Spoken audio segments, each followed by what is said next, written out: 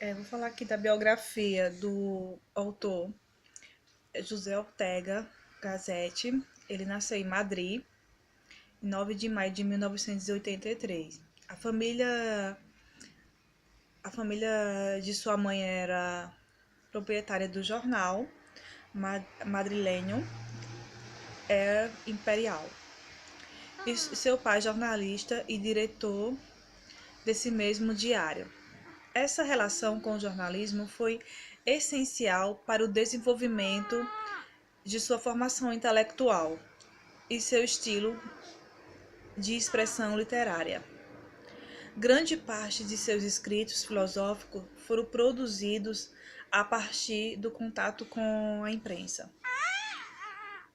Ortega, além de considerado um dos maiores filósofos da língua espanhola, também é lembrado como um dos maiores figuras do jornalismo espanhol do século XIX. Terminando os estudos em Málaga, iniciou seus estudos universitários em Duarte e depois na Universidade de Madrid, onde se doutorou em filosofia. Buscando uma formação intelectual mais sólida, continuou seus estudos em Marburgo, na Alemanha, onde prevalecia o neocantinismo. Acabou por adotar uma atitude crítica em relação aos seus mestres e a Kant, que se refletiu na afirmação: durante 10 anos vive no mundo do pensamento kantiniano, eu o respirei com uma atmosfera que, ao mesmo tempo, minha casa e minha prisão.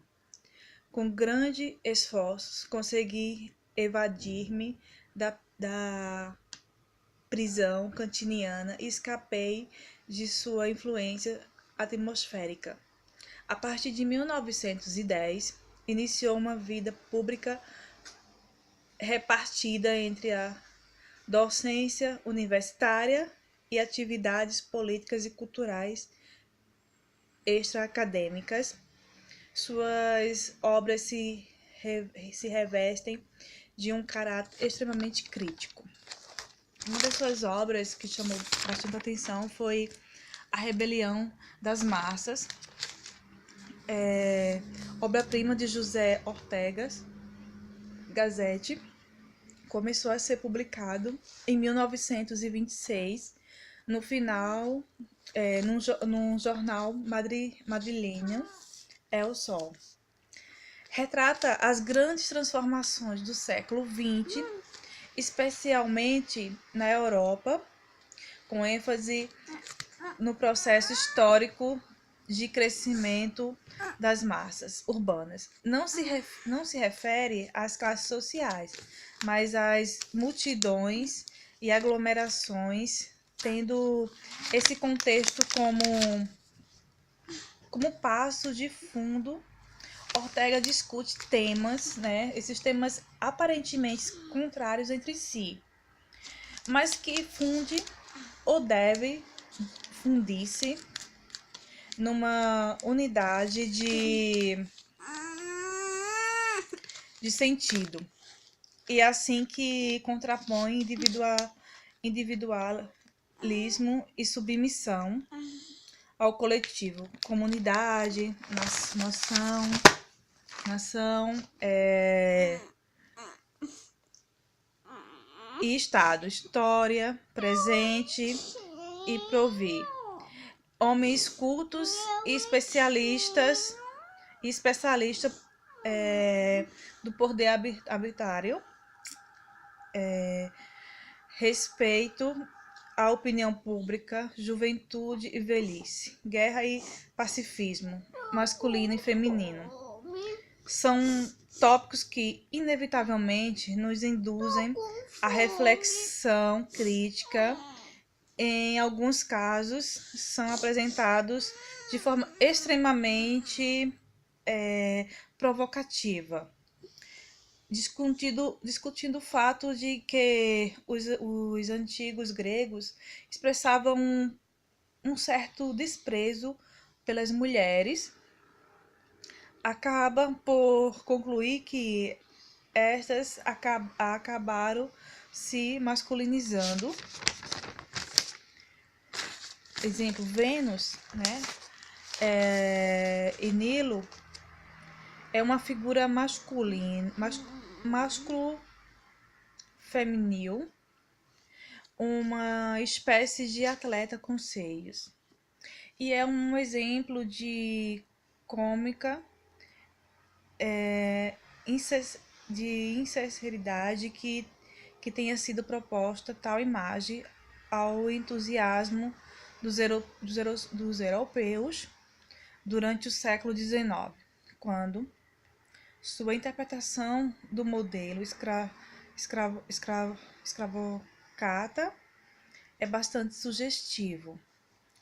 Ao mesmo modo, costumamos, sem mais reflexão, maldizer da escravidão, não advertindo o maravilhoso progresso que representou quando foi inventado, porque antes o que se fazia era matar os vencidos. Foi um gênio benfeitor da humanidade, o primeiro que deu a ideia, ao invés de matar os prisioneiros, escravizar-lhe a vida e aproveitar seu labor. Então, um exemplo disso é as brigas que se davam entre uma tribo contra a outra e que os vencidos eram mortos nessas tribos. Então, a ideia que se teve era que as pessoas que sobrevivessem nessa batalha não fossem mortas, mas que fossem escravizadas e com o seu trabalho pudesse render algo para as pessoas que conseguiram vencer a tribo que perdeu. Então, são exemplos que a gente pode dar também como os indígenas. Os indígenas, quando entravam em conflito uma tribo com outra tribo, a tribo que perdia, né, dos indígenas, eles eram mortos, né, e até se praticava algumas tribos canibalismo. Na África, a tribo que vencia a outra, todos tinham que ser mortos. Então, com essa ideia aqui que ele teve, que foi uma ideia bem sugestiva de que não era necessário que, que os que fossem vencidos na batalha fossem mortos, né? Que sim, que se visse como escravo e assim pudesse render alguma coisa para a pessoa, para os que foram os vencedores. São essas aparentes contradições que estimulam nosso espírito crítico. Ortega defendeu suas concepções com vigor, fundamentos sólidos em uma lógica que era irrepreensível.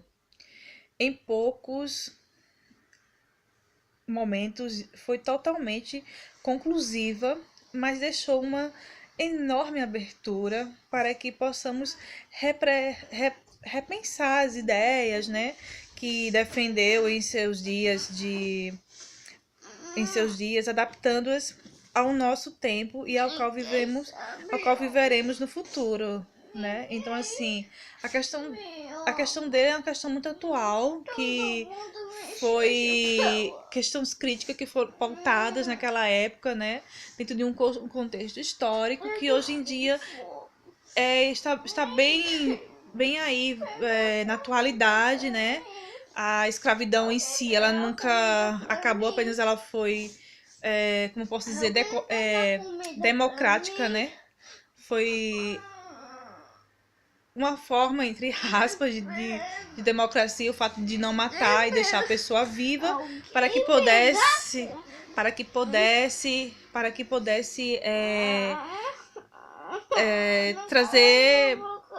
trazer proveito, né, para a pessoa continuar viva, mas trabalhando. Então, assim, são ideias muito atuais e que está dentro de um contexto histórico muito atual hoje em dia, até contemporâneo. Só mudou as formas de escravidão, mas que até hoje, existe, né? Então, são tempos em que viveremos hoje no futuro. Muito